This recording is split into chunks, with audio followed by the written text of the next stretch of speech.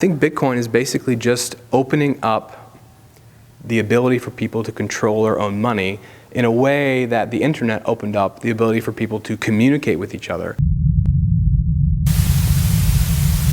This is Rudkowski of WeAreChange.org. I'm here with Sam Patterson of Open Bazaar. But first of all, Sam, what is Open Bazaar? Open Bazaar is a decentralized network for trade that uses Bitcoin. So current e-commerce model is basically you have a company that owns a server, you have both people talk to that server. The company can take a cut of that trade or they can censor that trade. What we're doing with Open Bazaar is creating a system where people directly talk to each other and buy and sell using Bitcoin. Are you guys worried with the implications of government regulations, government crackdowns? It seems like a lot of people in the Bitcoin community are facing a lot of these kind of laws that are just being made up out of nowhere, whether it's the Silk Road or whether it's Charlie Shrem. What precautions are you guys taking to make sure you guys are safeguarded? It's a good question. So to speak about the Silk Road specifically, right? The Silk Road was a centralized marketplace that was created by an individual and a small group of people for profit and with the explicit goal of selling, illicit, maybe not immoral, but illicit items on it. Whereas Open Bazaar is fundamentally different than that. It is an open source, decentralized, not controlled by any organization. It's not being run for profit, and it's not being, we're not picking the classification of goods that are going to be used, right? We're agnostic to that. Anyone can buy and sell anything on the platform that they want. So we think that basically means that because we aren't benefiting from it, that we're not going to face the same legal problems that others have. And a lot of people kind of make this argument, and a lot of people are also afraid of Bitcoins because they say it could be potentially used for all these horrible things. But the same could be said for cash, and a lot of people don't even make that distinction. Is there any other kind of arguments that you want to break down when it comes to Bitcoin and some of the preconceived notions that people kind of in the mainstream have about this kind of new currency? Well, because it's new, I think people sometimes are a little bit afraid of it. They don't really, they're just not that knowledgeable about what it is or how it works. What I like to do is sort of back up and actually say, what about the founders of the internet itself? Right? What they did is basically just said, here is a communication protocol to allow electronic devices to talk to each other. That's it. That is what it does. The founders of the internet aren't going to weigh in about how it should or should not be used. All they do is create a neutral technology and put it out to the public. And the public has mostly used it for good things and mostly benefit from it in huge ways. But of course, some people use the internet for bad things, right? That is not the responsibility of the people who created those protocols to begin with. I view Bitcoin the same way, and I view Open Bazaar the same way. These are protocols to allow people to exchange money or exchange goods, and it's up to people to obey their own conscience and to make their own decisions. Now, a lot of people that I also talk to are afraid of the security flaws or are afraid of the kind of digitizing of money. But you made a great point during your talk about how money in general is being digitized, and it's going to go that way in the future. And it's either going to be decentralized, controlled by individuals, or controlled by the big banksters who are just putting zeros into a computer and clicking next, and that's our monetary system.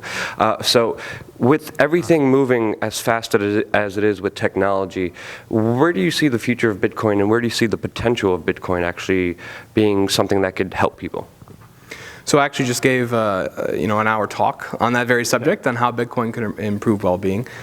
There's a lot of ways that it could do it. I think the simplest way to sum it up is to say it's giving people more control over their own money. It's really as simple as that. You just don't have to rely on third parties. Those third parties often have an incentive, they take a cut because they're providing a service. They take a portion of your money, right? So that automatically makes you better off if you don't have to pay them. You have more money. But they are also beholden to other gatekeepers in society, most notably the government, who monitors your trade and makes sure that you only trade the things that are acceptable to them. So I think Bitcoin is basically just opening up the ability for people to control their own money in a way that the internet opened up the ability for people to communicate with each other.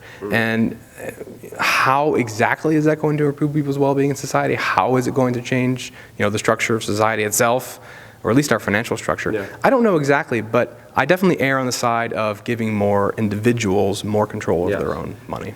Some of the things you mentioned that I really found exciting is the fact that you could pay 3 cents to read an article or watch a video instead of having major credit card processing fees. But with Bitcoin, there are no processing fees, and you could easily pay that 3 cents. Or the fact that you could also revolutionize the micro-lending kind of aspect of the world. Are there any particular projects or potentials with Bitcoin that excite you personally?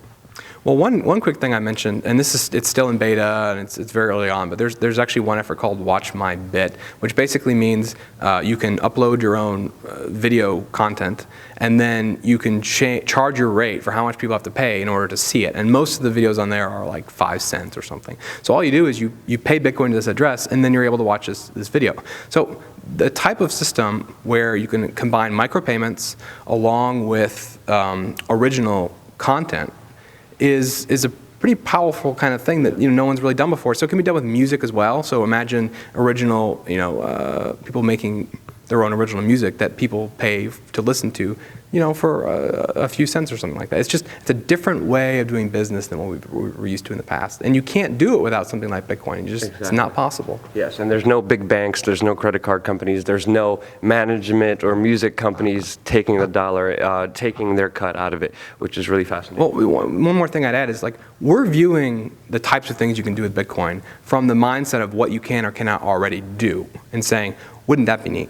But the real exciting part about Bitcoin and technologies like Bitcoin is they're open source and they're free to join. They're free to use. And so really what's going to happen is nothing cool that we predict is really where the value is going to be. It's going to be some new idea that just pops up out of nowhere, and all of a sudden it's like, well, of course, this is how the system works, because no one thought about it. It's going to emerge out of the marketplace, and that's what I'm really waiting to see. Yes, it's really exciting, just breaking through, even though there's some kind of regulations, there's some kind of new laws. And just one thing, if I could just bring up one thing that really intrigues me, there's cases of HSBC funding drug cartels and money laundering for mafiosos and terrorist organizations, and they get a slap on the wrist. Meanwhile, the person who was running the Silk Road, allegedly, is now charged on all counts and is facing 25 years to life.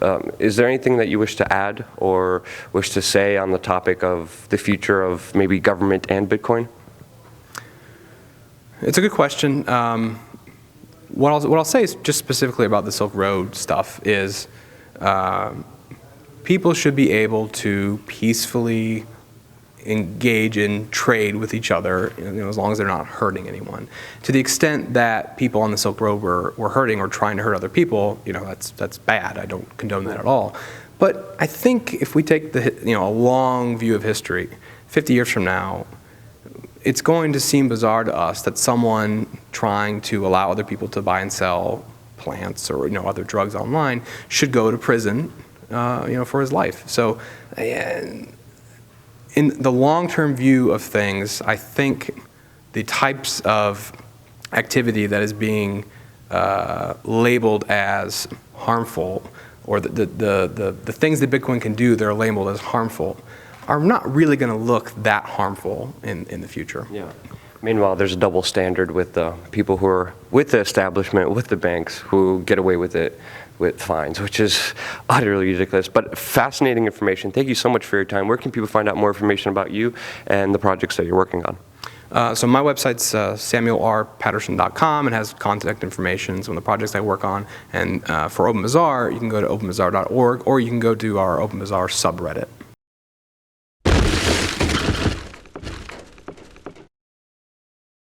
Is rich. Ross has nothing. He's completely dependent on his parents to put money in his commissary. He has nothing.